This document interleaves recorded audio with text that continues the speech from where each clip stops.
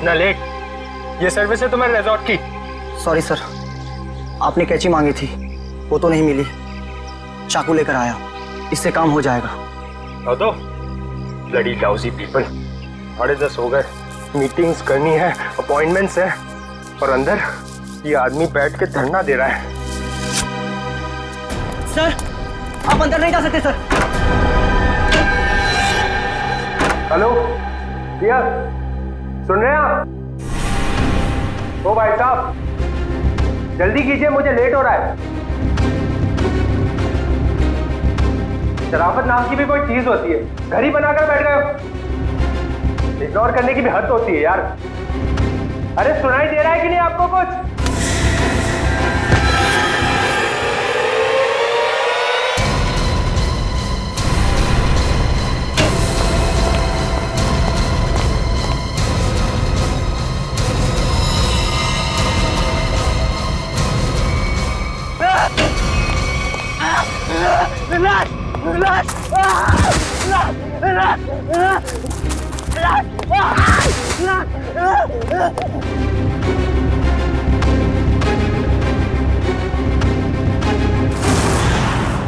हाँ मैं पार्टी में आने की कोशिश करूंगी। कुछ प्रॉमिस नहीं कर सकती, मेरा जॉब ही कुछ ऐसा है यार, कभी भी कुछ भी हो सकता है। ठीक है, चल अब मैं रखती हूँ, बाय। नहीं, बिल्कुल नहीं चलेगा। रात को 1 बजे 2 बजे कोई भी कभी भी आके चले जाएगा। जवान लड़की के घर में रात के टाइम में किसी लड़के का आने का मतलब हम अच्छी तरह से जानते हैं। क्या चल रहा है यहाँ पे? हाँ? और ये रो क्यों रही है? आप इनसे ही पूछिए ना, इसने क्या चाला रखा है यहाँ पे। देखिए मैडम, ये सोसाइटी है और हम सब फैमिली वाले हैं, और ये कैसी कैसी हरकतें करके रखी हैं यहाँ। हरकतें? आपका क्या मतलब है? इसका मतलब ये है कि ये दोनों लड़के रात बिरात इसके घर आते हैं, दरवाजा खटखटाते हैं, शरारत करते हैं। और तुम एक बात कान खोलकर सुन लो, तुम यहाँ से खुद से चली जाओ, नहीं तो हम सब मिलकर तुम्हें जबरदस्ती यहाँ से निकाल देंगे। एक मिनट, शांत हो जाइए आप लोग। कौन है ये लोग? मुझे नहीं मालूम कौन है ये। 2 दिन से मेरी रूम पार्टनर नहीं है, और ये लोग रोज रात को आके मुझे तंग करते, जबकि मैंने इनको कभी देखा भी नहीं है। देख जिया, झूठ मत बोल। तू ये हमें बुलाती है और अब पहचानने से मना कर रही है? हाँ, कसम से हमेशा खुद ही फोन करके बुलाती है हमें। देखो, झूठ मत बोलो, मैं तुम लोगों को नहीं जानती हूँ। पता नहीं ये लोग मुझे क्यों बदनाम कर रहे हैं। देखो, झूठ और सच का फैसला कहीं और जाकर करना, समझी?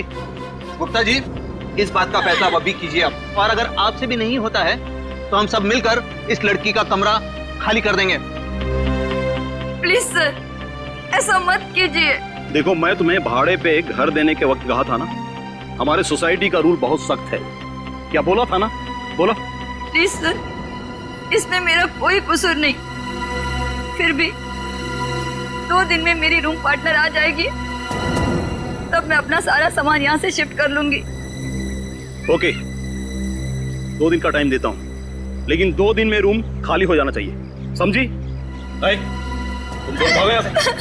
अरे चलो निकलो। ठीक है जिया, ये तूने अच्छा नहीं किया। हाँ।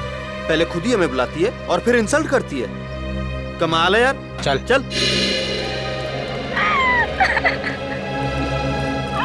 जिया, रोम, अगर तुम बेकसूर हो तो सच सामने आ जाएगा।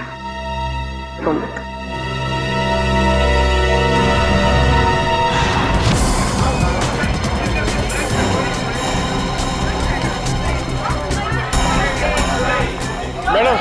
मैडम मेरा बिल बनाइए फौरन।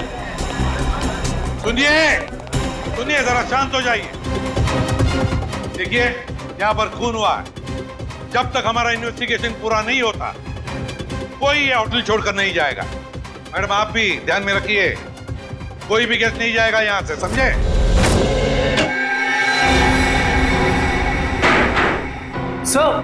सर बॉडी नहीं है। बॉडी नहीं है? ये कैसे हो सकता है?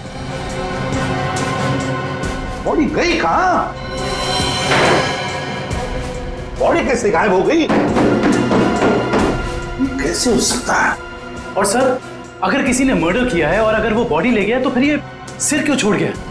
वही तो, अगर सिर यहाँ छोड़ा और लाश कहीं पर लेकर गया तो कोई ना कोई निशान तो होनी चाहिए था। किसी ना किसी ने तो देखा होगा। कोई ना कोई तो जगह हो सकती है। कहां गई लाश? हुआ क्या यहाँ पर? नहीं नहीं नहीं नहीं, यहाँ पर जो कुछ भी हुआ है ना सांखे, यहीं पर हुआ, इसी 4 दीवारों के अंदर, स्टीम बॉक्स में, यहीं पर। सर इस सिर को देख के ऐसा लगता है किसी ने बहुत ही बेरहमी से कत्ल किया इसका, लेकिन यहाँ पे एक भी खून का निशान, कोई धब्बा, कुछ भी नहीं है। एग्जैक्टली। अगर सिर कटा है तो खून होना चाहिए था इन दीवारों पर, खून होना चाहिए था इस फर्श पर, लेकिन यहाँ पर खून का कोई भी निशान नहीं, कोई धब्बा नहीं। यहाँ देखो इस बॉक्स में खून का कोई भी निशान नहीं, कोई भी निशान नहीं, ना कोई हथियार का निशान। सांखे, सिर कटा हुआ है, लाश गायब है, लेकिन इस पूरे कमरे के अंदर कुछ भी निशान नहीं, कमरा सुथरा साफ है। इसका मतलब कुछ ना कुछ तो गड़बड़ जरूर है, कुछ ना कुछ तो गड़बड़ जरूर है बॉस। सर, हाँ सर, जिसका खून हुआ है उसके दोस्त बाहर आए हुए। ठीक है, तुम चलो, मैं आता हूं। सांखे, देख ले इस कमरे का एक एक कोना कोना छान मार ले, देख ले कुछ मिलता है क्या। देखता हूं। सर ये रहे। आप लोग रजित के दोस्त हैं? जी सर।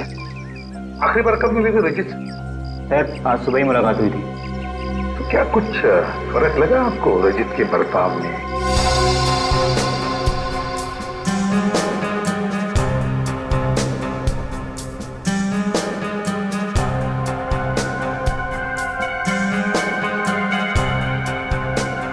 सर ऐसी तो कोई बात नहीं है।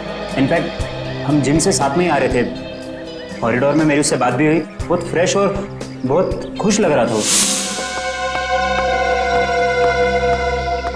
अरे रजत, कैसी रही तुम्हारी मसाज?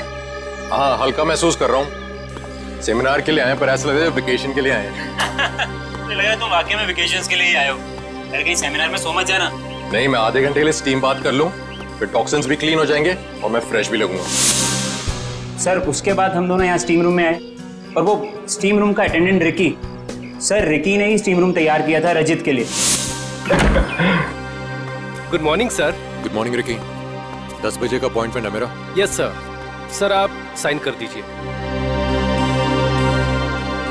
Thank you sir. आइए सर।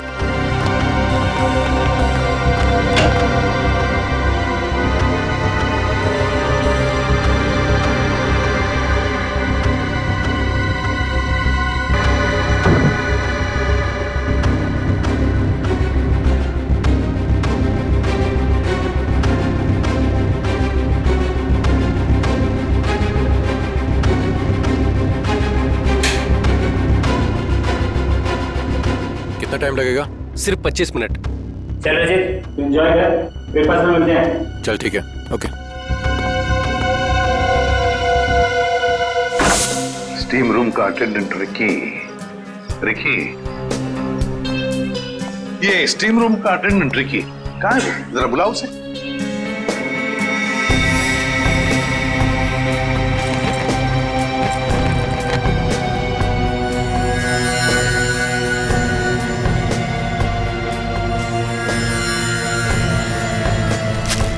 सर वो जब से हादसा हुआ है तब से गायब है। रिकी इस रिसोर्ट में कहीं नहीं। रिकी गायब है? जब से हादसा हुआ रिकी गायब है। इस रिकी का पता लगाना पड़ेगा। सर बाहर फेरिए।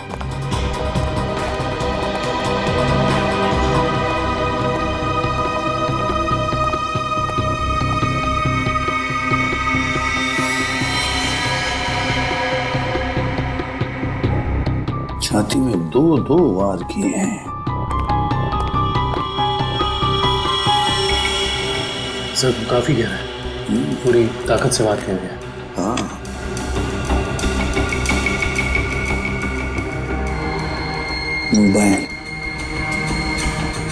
Correct sir. देखो फिंगरप्रिंट चेक करो इस पर।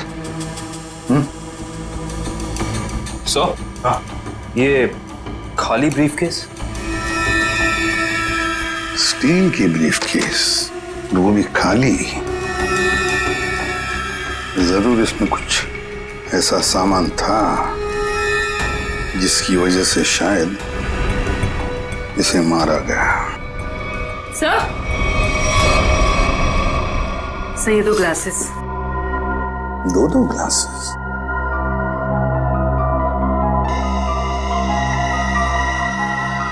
लिपस्टिक वगैरह के तो कोई मार्क नहीं, लेकिन एक बात तो पक्की है कि यहाँ पर इसे मिलने कोई आया तो था जरूर।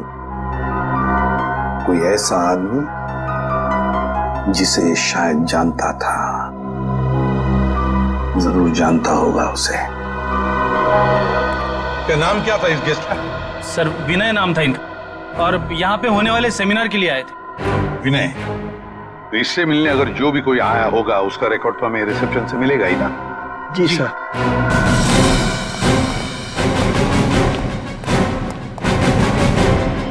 देखो, विनय के बारे में और कुछ जानना चाहते हैं हम लोग। ये विनय कब आया था यहाँ पर? सर मिस्टर विनय ने आज सुबह ही चेक इन किया था हमारे रिजॉर्ट में, करीब 8 बजे।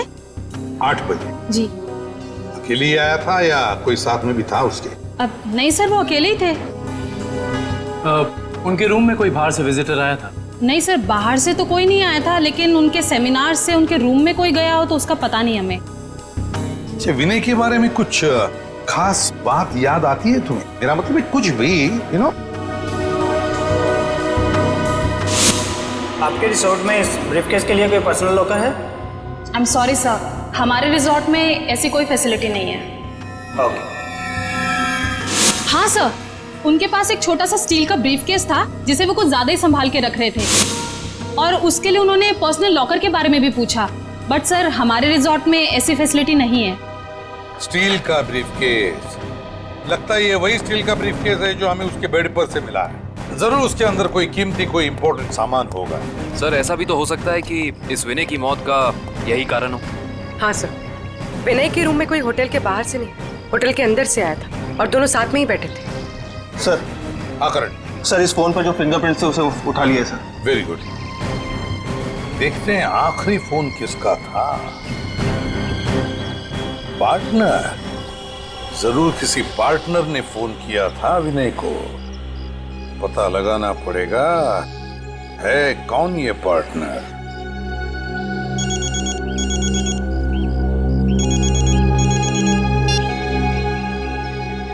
हेलो।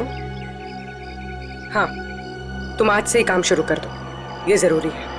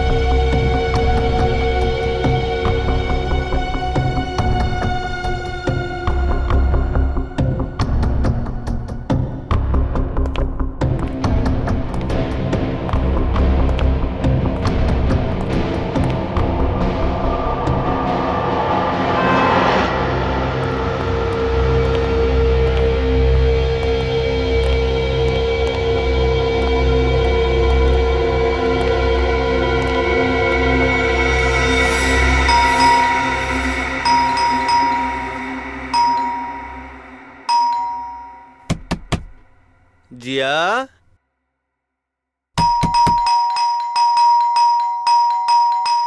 दरवाजा खोलो जिया।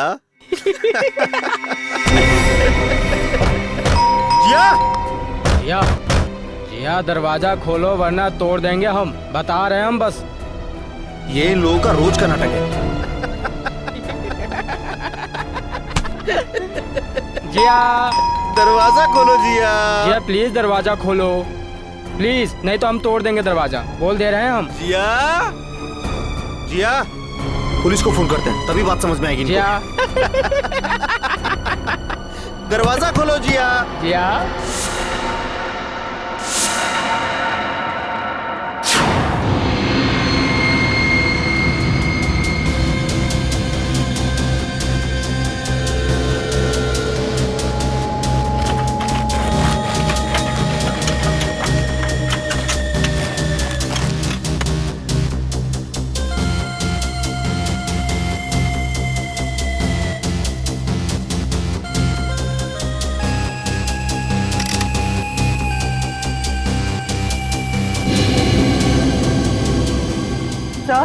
आता रहेगा। सर इसकी खोपड़ी में एक अजीब बात है। अच्छा,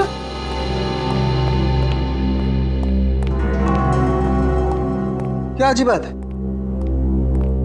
सर इसकी गर्दन पे ना तो किसी चीज से काटने का निशान है और ना ही तोड़ने का। लेकिन कोई ना कोई निशान तो जरूर होना चाहिए।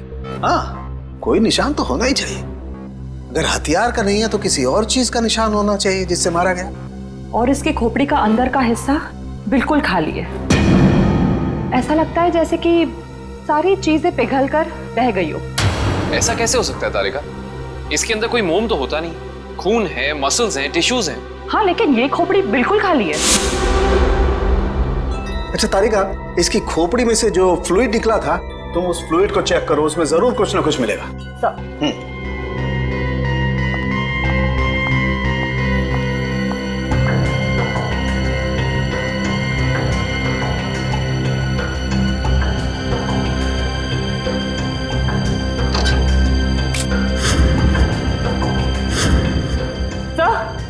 ये देखिए,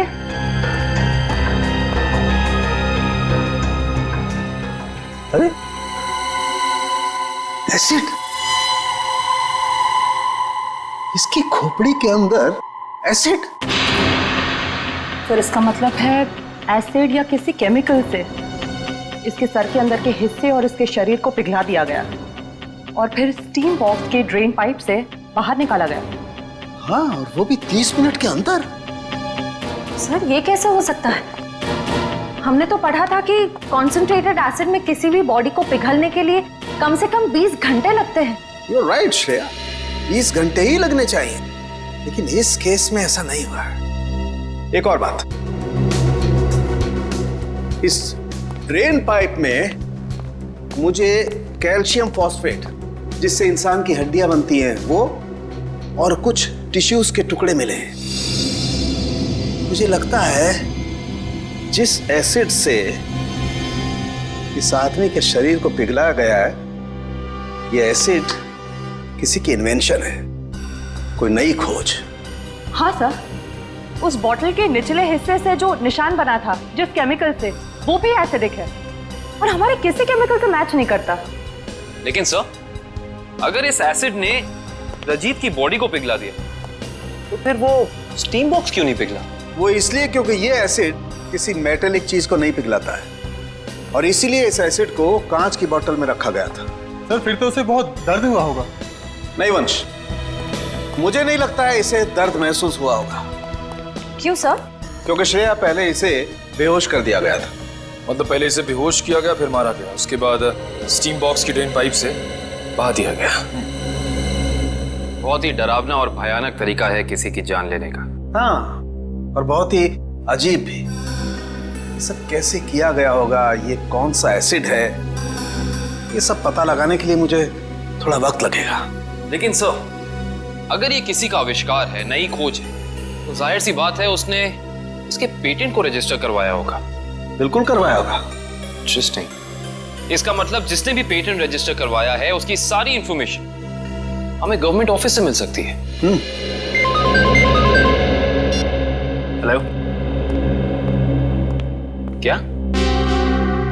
रजीत का? ओके। अभी पता चला है कि विनय ने जिस पार्टनर वाले नंबर पे फोन किया था वो और किसी का नहीं बल्कि रजीत का नंबर था। इसका मतलब विनय और रजीत एक दूसरे को जानते थे और रिजॉर्ट में विनय के कमरे में हमें जो 2 ग्लासेस मिले थे उनमें से एक ग्लास शायद रजीत का था।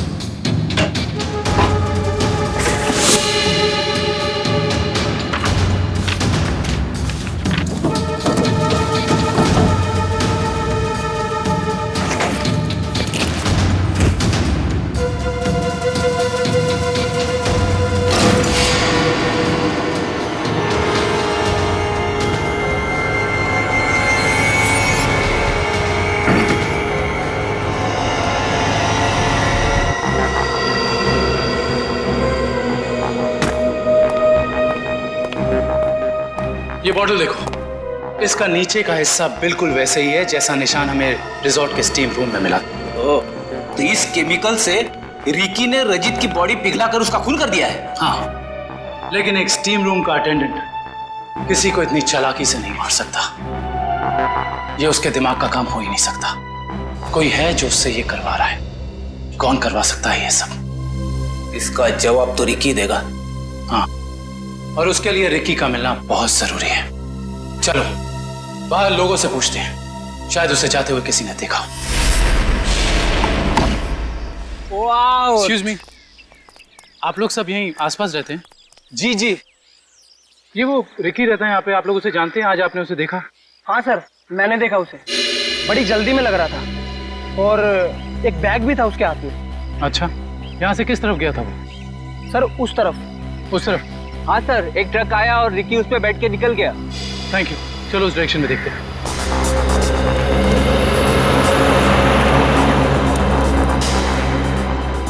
ये देखो, यहाँ पे रेत गिरी है, शायद ट्रक से गिरी होगी। इसका मतलब जिस ट्रक में रिकी गया वो ट्रक बिल्डिंग मटेरियल लेके जा रहा था। यहाँ आसपास कुछ कंस्ट्रक्शन चल रहा है, ढूंढना पड़ेगा।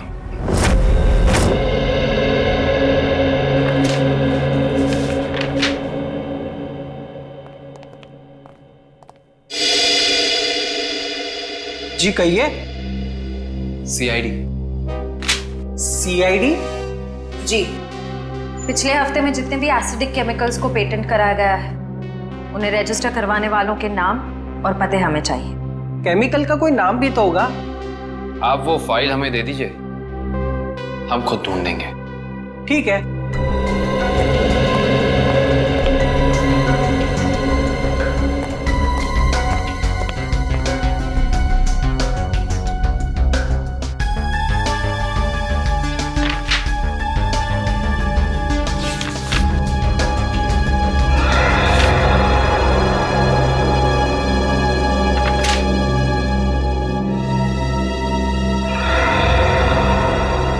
ये देखो, ये एसिड हाइड्रोवर्क्स नाम की एक कंपनी ने रजिस्टर कराया है और इस कंपनी के मालिक हैं रजित और विनय।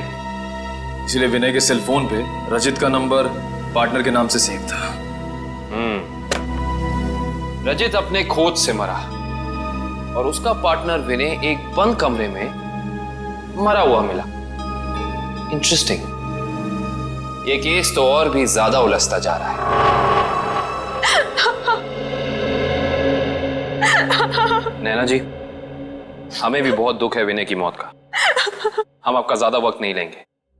हाँ, लेकिन आपसे थोड़ी जानकारी चाहिए हमें। मुझे तो अभी भी समझ नहीं आ रहा कि विनय से किसी की क्या दुश्मनी हो सकती है। बेहद शरीफ और मिलनसार इंसान थे मेरे विनय। अच्छा, ऐसा कोई हादसा या कभी उनकी किसी के साथ कोई तू तू मैं हुई हो या कोई दुश्मनी, कुछ याद है आपको? दुश्मनी तो कोई नहीं थी, पर हाँ कुछ दिनों से उन्हें कुछ धमकी भरे फोन जरूर आ रहे थे। धमकी? कौन थे ये लोग? मालूम नहीं, पर मैंने बहुत समझाया उन्हें कि उन्हें जाके पुलिस में कंप्लेन कर देनी चाहिए, पर उन्होंने मेरी एक ना सुनी। कहते रहे कि कोई मजाक कर रहा होगा। सीरियसली लिया ही नहीं इस बात को। नैना जी, आप हमें हाइड्रोवर्क्स के बारे में क्या बता सकती हैं? हमारी इंफॉर्मेशन के हिसाब से विनय और रजीत दोनों पार्टनर्स थे और इन दोनों ने मिलकर एक बहुत ही खास केमिकल की खोज की थी। देखिए, मैं बस इतना जानती हूँ कि वो दोनों साथ में काम कर रहे थे, बस।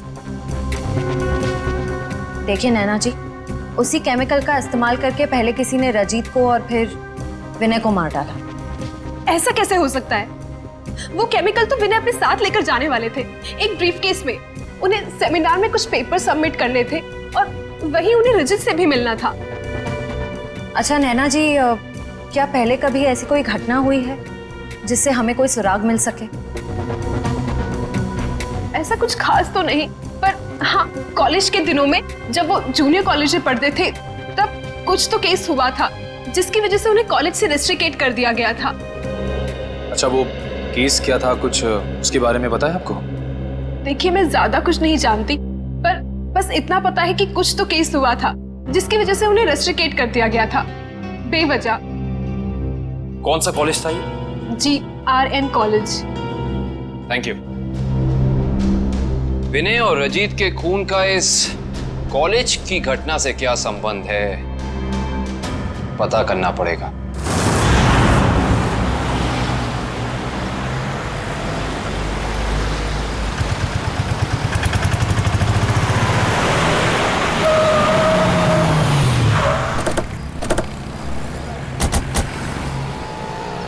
ये देखिए, रेत यहाँ पे पड़ी हुई है और ये देखो टायर के मार्क्स। इसका मतलब ट्रक यहाँ पे आके रुक गया था, लेकिन ये कंस्ट्रक्शन का काम भी तो बंद है। यही वजह है कि अब हमें ये पूरी जगह चेक करनी होगी। आओ अंदर चलकर देखते हैं।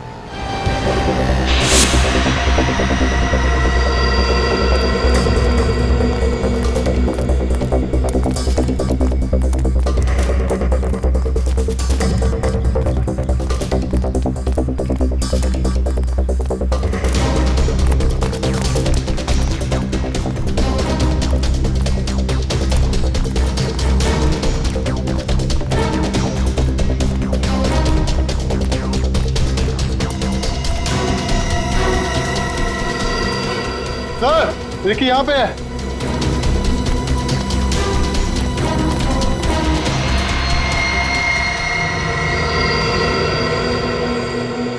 रिकी, रिकी, ये तो ठंडा पड़ गया।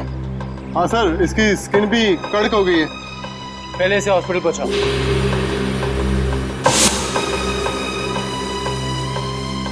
इशिता, एम्बुलेंस बुलाओ।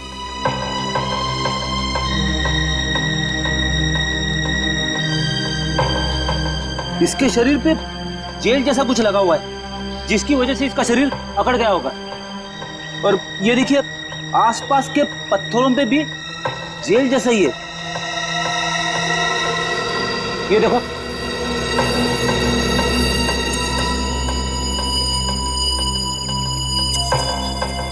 ये जेल क्या है इसके बारे में तो पता करना होगा। इन टुकड़ों को उसी तरह का केमिकल मैंने बनाया है और ये केमिकल मैं इस बॉक्स में डालता हूं। अरे का बॉडी टेम्परेचर मिला? नॉर्मल है सर। गुड।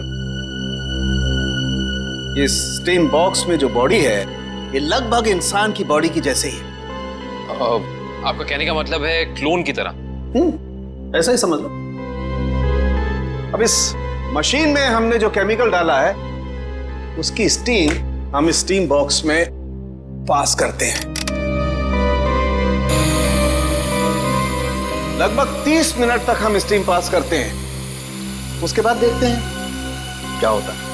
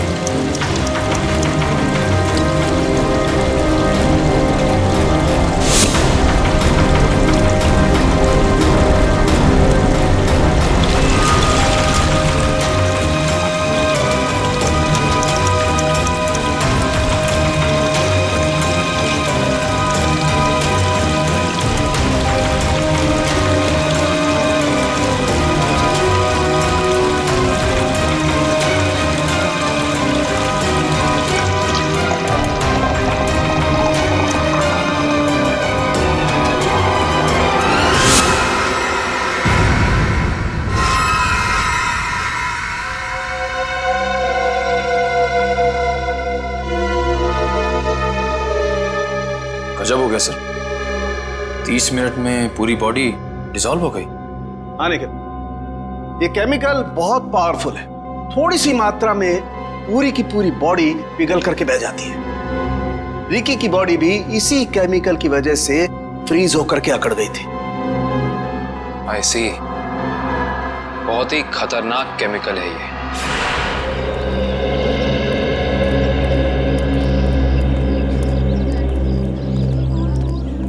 एक्सक्यूज मी, हम लोग सीआईडी से 2005 के केस के सिलसिले में आपसे थोड़ी पूछताछ करनी थी। 2005? ये तो बहुत पुराना केस है, लगभग 9 साल पुराना। आप रमेश जी से पूछिए, वो यहाँ के सीनियर हैं। Thank you. रमेश जी,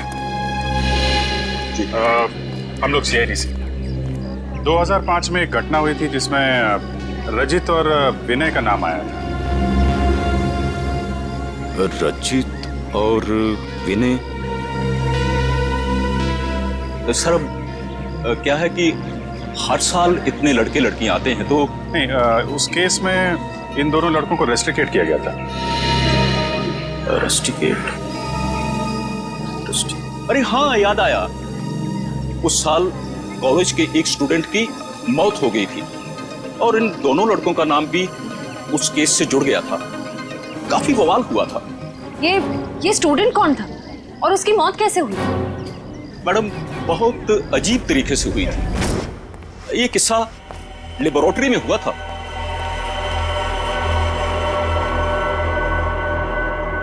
इतनी देर तक कौन काम कर रहा है? कौन काम कर रहा है?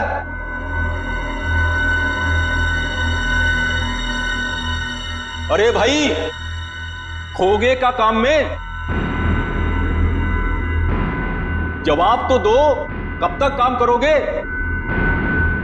अरे चुप क्यों हो? बताओ, मैं लेबोरेटरी बंद करूं या खुली रहने दूं?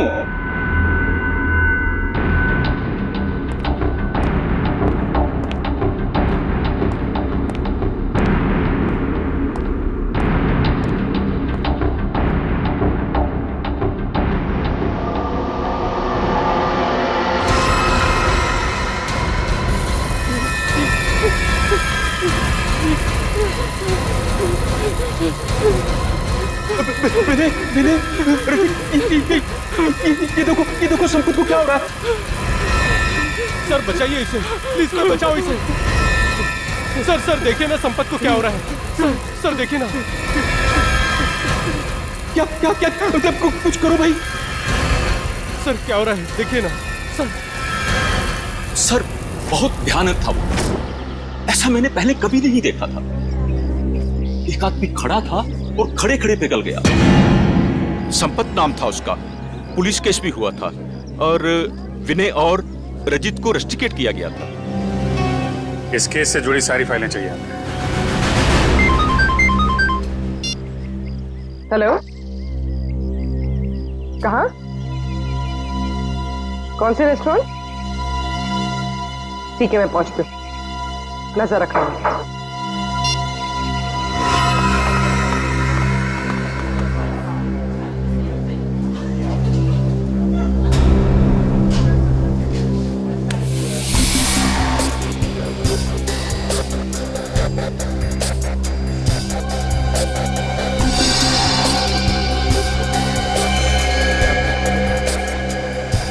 मजा तो आता है यार। अरे काहे का मजा यार? पता है, रात को जैसे ही जाते हैं ना उसके घर के सामने, तभी चौकीदारों को पटाना पड़ता है।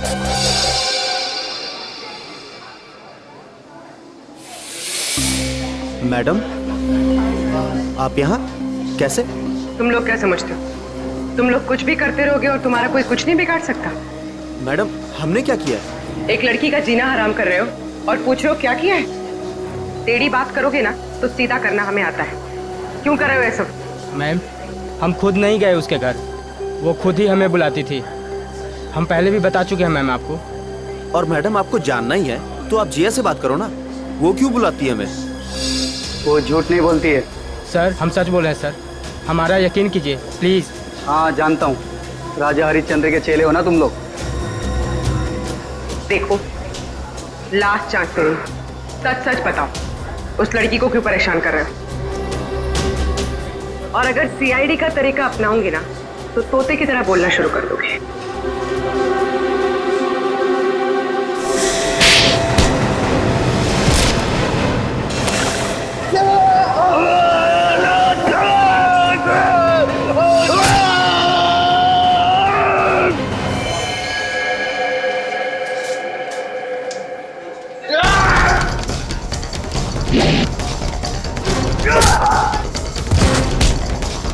लड़कियों को छेड़ता है।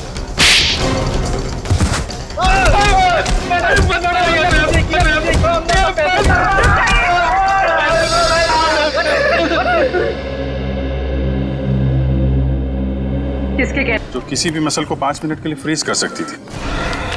और ये रजित और विनय, इन्होंने एक ऐसा केमिकल बनाया था जो किसी भी चीज को 30 मिनट के अंदर पिघला सकती थी। सर ये देखिए।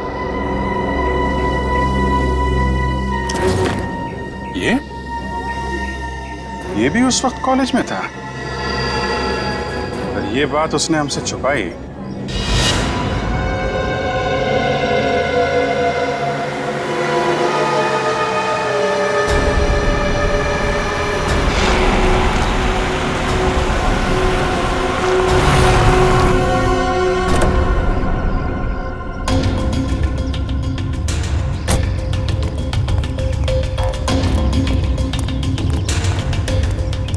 पैसे लिए? हाँ, ये देखो।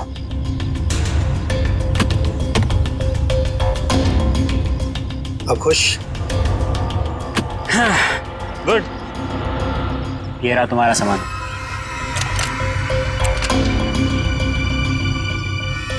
तो ये है दुनिया का सबसे बड़ा आविष्कार जो अब मेरा होगा। बिल्कुल तुम्हारा है। Thank you. Welcome.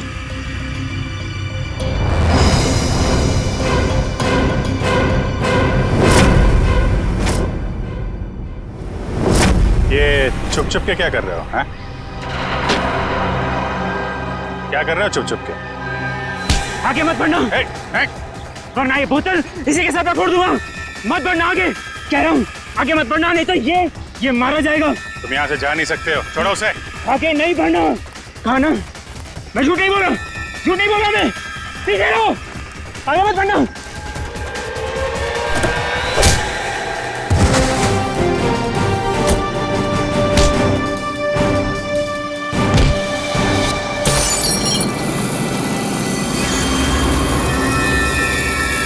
Christian, punch, hospital लेकर आओ जल्दी।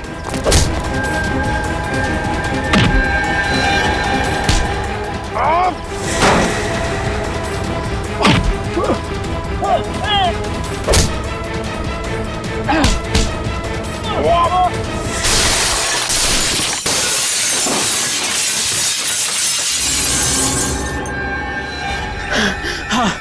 मैं नहीं मारा उसे। मैंने और रजित के केमिकल का इस्तेमाल करके मैंने संपत को लैब में मार डाला। अरे तेन, तुम यहाँ क्या कर रहे हो? और संपत के बनाए हुए केमिकल पर अपना नाम डालकर मैंने उसे भेज दिया। क्यों किया तुमने ऐसा? मुझे पैसों की जरूरत थी। मेरे खर्चे पूरे नहीं पड़ रहे थे। और जब मुझे पता चला कि संपत ने एक ऐसे केमिकल का आविष्कार किया जिससे बॉडी फ्रीज हो जाती, उसकी इंटरनेशनल मार्केट बहुत ज्यादा थी, उससे वो केमिकल हासिल करने के लिए मैंने उसे भी मार डाला। रजित और विनय को उन्हीं के खोजे हुए केमिकल से मार दिया और केमिकल बेच के पैसा कमाना चाहते थे, क्यों? हाँ।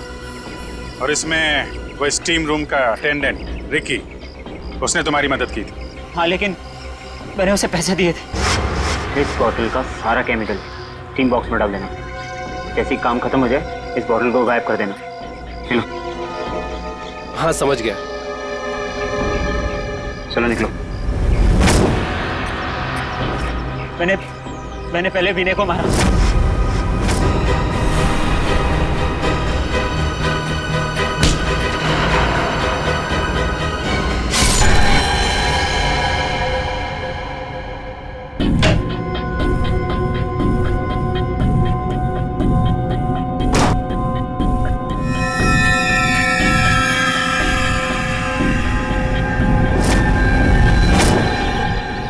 और फिर रिकी की मदद से मैंने रजित को खत्म कर दिया।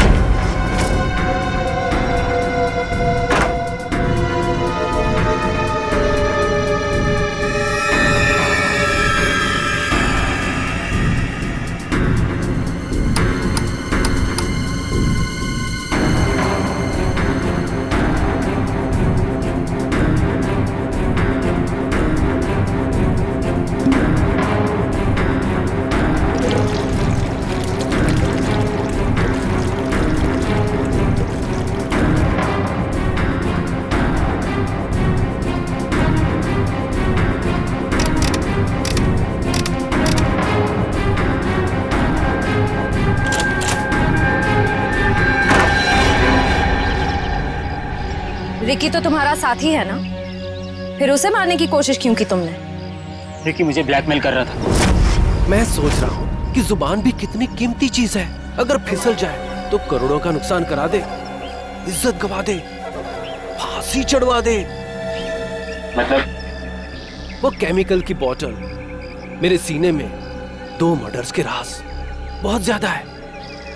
जुबान जेल नहीं पाएगी, वजन तो करना ही पड़ेगा। लो पैसे पकड़ो और अपना मुंह बंद रखो, समझे? उसी केमिकल से मुझे डरा रहा था। क्या करता था? जरूरत थी और मजबूरी। Shut up! समाज की भलाई के लिए की गई खोज का गलत इस्तेमाल किया है तुमने। 3 खून किए हैं। तुम जैसे लोगों के लिए कानून ने भी एक खोज की है, फांसी। आप लोगों को जरा सा भी एहसास नहीं हुआ कि आप लोग सब मिलकर एक अकेली लड़की के साथ इतनी नाइंसाफी कर रहे थे? कोई इस तरह से परेशान करता है किसी को? बोलिए। सॉरी मैडम, ये रमेश जी को अपना फ्लैट बेचना था और उन्हें अच्छा बायर भी मिल गया था, इसीलिए सब। और मैडम, जिया घर खाली करना भी नहीं चाह रही थी और उसके लीज एग्रीमेंट को खत्म होने में अभी टाइम था। मैडम, ये रमेश जी ने एक दिन आकर हमें अपनी तकलीफ बताई और हमसे हेल्प मांगी। तो आप लोग ने मिलकर ये ड्रामा किया, एक लड़की के कैरेक्टर पर कीचड़ उछाला। आप लोग ऐसा कर कैसे सकते? और रमेश जी, आप पैसों के लालच में इंसानियत भूल गए। सॉरी मैडम, मुझसे गलती हो गई, अब ऐसा नहीं होगा। जिया अब यहीं रहेगी, इसी फ्लैट में। जिया, मुझे माफ कर दो, I am really sorry. Please sir, sorry बोल के मुझे शर्मिंदा मत कीजिए। थैंक यू मैम, आपने मेरी बहुत हेल्प की, वरना मैं अपने पेरेंट्स के पास वापस चली जाती। देखो जी, कभी घबराना नहीं, अपने हक और अपने सम्मान के लिए हमेशा लड़ना, समझे? Best of luck. Thank you ma'am.